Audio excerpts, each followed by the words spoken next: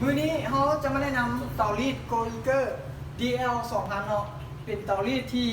สามารถเคลื่อนที่ได้สะดวกสบายเหมาะสมกับห้างขายเสื้อผ้าหรือเสื้อผ้าแฟชั่นหรือว่าห้างเสื้อใหม่ต่างๆเจ้าเราจะเริ่มวิธีการใช้งานกันเลยจากเสื้อที่ยอ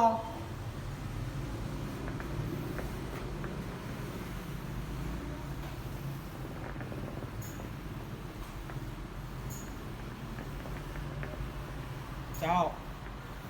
จากตัวเสื้อแล้วเอามาเบิ่งแขนเสื้อกันเลย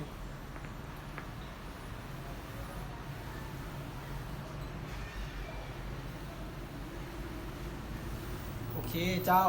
เขาจะมาเบิ่งความแตกต่างของมันจากเสื้อที่ยอจากตัวที่ว่าเรารีดแล้ว